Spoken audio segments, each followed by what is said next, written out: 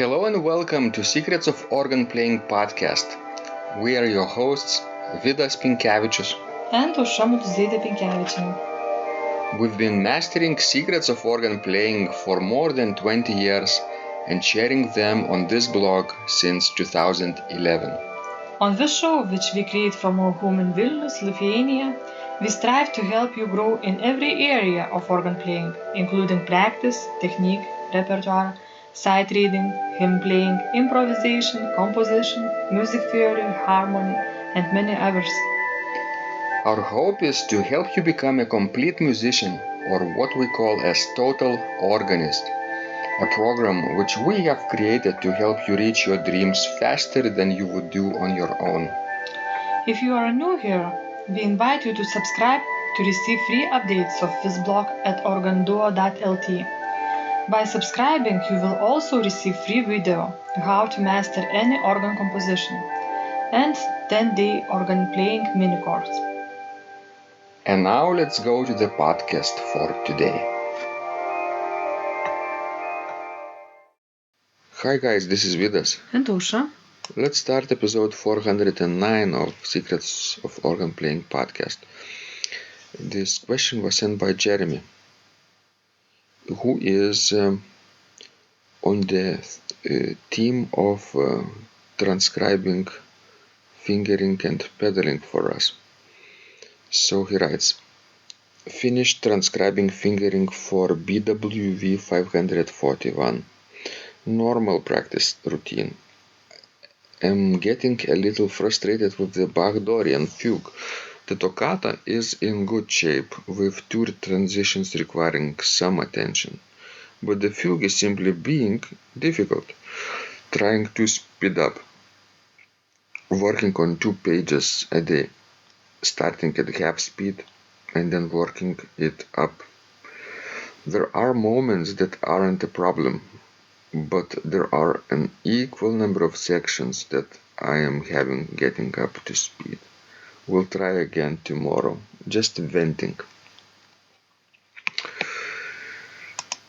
I'm happy that Jeremy doesn't give up after a few unsuccessful attempts with the Dorian Fugue. Don't you think? Yes. He's very brave, and I think we all should be. You know, it's natural to struggle with fugues. We are usually much more difficult and much more complex than preludes. And why do you think it is so, Vidas? Thank you for this thoughtful question. I think fugues are polyphonically much more complex because even though preludes might have polyphonic sections within the prelude, but fugue is contrapuntal throughout, which means that each voice imitates other voices, takes up a theme, and this theme is presented in different shapes and ways, in different voices and keys, and your mind has to notice all of that. All the while other voices are playing something else, sometimes even more complex things. 4-part polyphony, like in the Dorian Fugue, I'm not sure, maybe it's even 5-part polyphony, could be.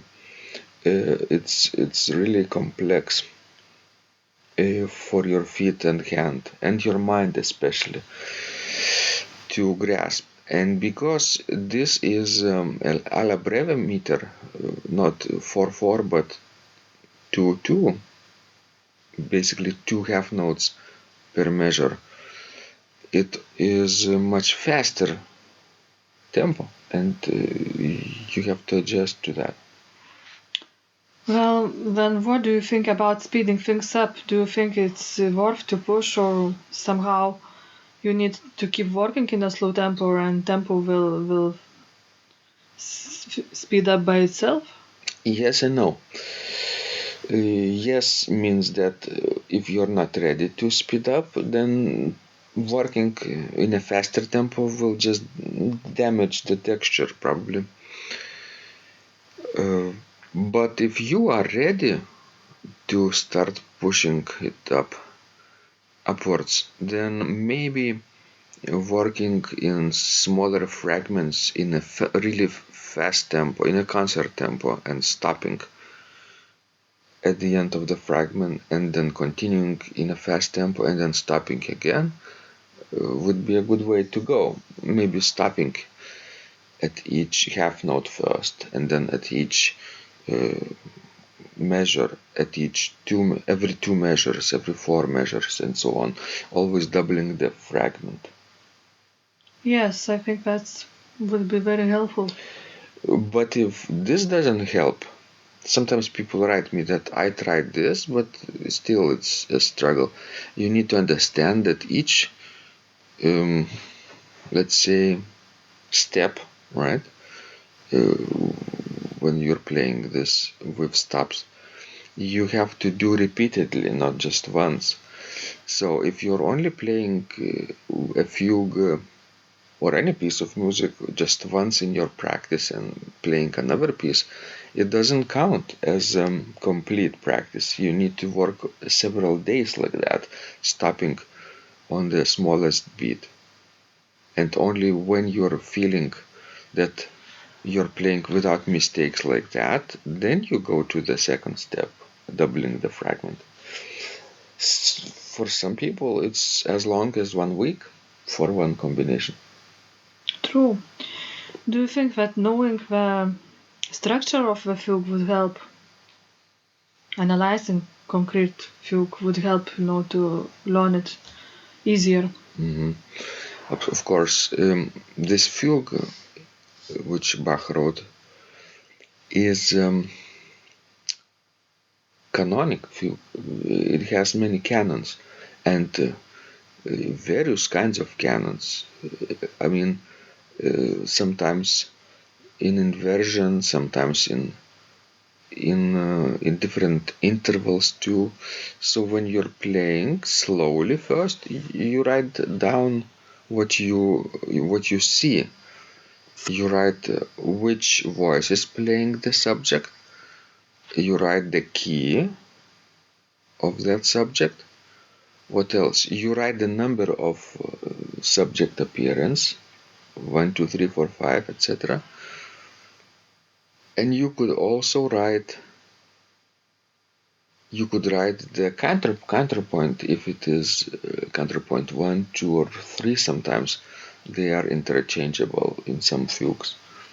You notate everything and you notice, especially it's important to notice when you're practicing what you have notated, what you have analyzed. Would that help, Osha? Yes, because I think when you will know what voice does what, you will play it differently. Because when subject appears, it's important to show it off for people and to hear it yourself. Because if you will not hear it, nobody will hear it, and it's very important. So I think understanding the structure will help you, to learn faster and to know what you are doing and to play it with more success. I would just add with fugues, because they have constant number of voices, it's also very beneficial to sing one voice and play the others. Of course, it would be too difficult to play 3 voices and sing one, but maybe start with singing one voice, plain singing, solo voice, any voice you choose, and then add one voice of accompaniment in one hand or pedals, and then do all the combinations, and then maybe 3 voices, meaning you sing one and play 2. And after a while you will be ready to do 4 voices, sing 1 and play 4. What benefit you see in this practice, Osha? Well, it's very complex in benefit because you will develop your pitch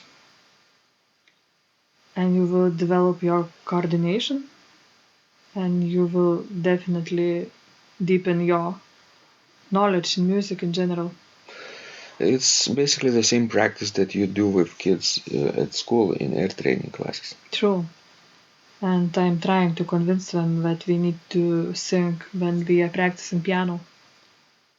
I don't know if we are doing that, but this is one of the best way to make better your pitch. Improve your pitch, yes. But always sing what you are not playing. Never double the voice and the instrument.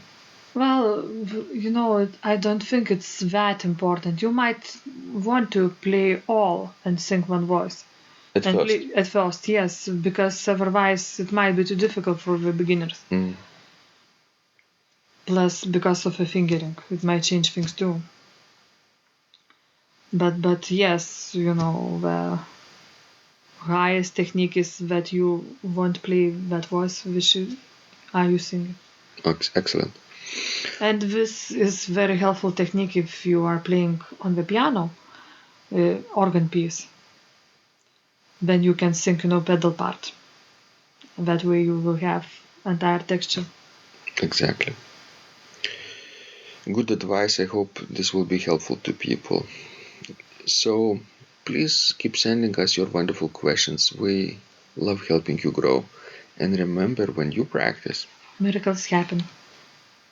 This blog is supported by Total Organist, the most comprehensive organ training program online, where you will find courses for every area of organ playing, including technique, practice, sight reading, repertoire playing, hymn playing, improvisation, composition, music theory and harmony, with hundreds of scores and thousands of exercises.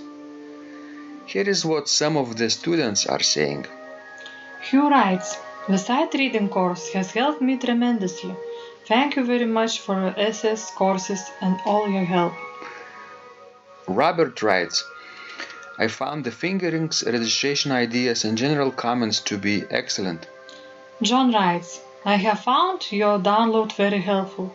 It was really excellent. I have watched some of your teaching videos, and when I read your instructions, I tried to imagine you are there teaching me. You may feel disappointed that I am 2-3 days behind, but I am a slow learner, and I have committed to taking the time to get it right, as you say. But the other night my wife commented that she had never heard me play such a detailed melody in the left hand so well. My left hand is generally poor." Robert writes, "It has been a great pleasure in my life of having discovered your courses and material as well as the YouTube work of recordings. You have a calm and pleasant way of teaching." Ron writes, "Hi Vidas and Ausra, thank you guys. What a wonderful response to my email note to you. You've got me right, and I feel you understand my level of playing. Yes, at home and lucky that I have an organ for that reason. I am paying attention to this, and I am going to try this haha no longer secret model. Yes, and I love Cesar Frank too. What is very nice about your blog podcast is that Ausra and Vidas are like a Socratic dialogue, and by bouncing things off of each other, so much more information comes out and is expressed. Your comments contain a wealth of information and understanding. I really appreciate this. It is very inspiring and will keep us moving forward." Would you like to receive the same or even better results that our students are getting? If so, join them at organduo.lt/total-organist. And of course, you will get the first month free too. You can cancel anytime. Also, if you haven't yet subscribed to receive free updates of this blog, make sure you do that at organduo.lt. By subscribing, you will also receive free video, how to master any organ composition, and 10-day organ playing mini course. This was Vidas and Ausra from Secrets of Organ Playing. And remember, when you practice, miracles happen.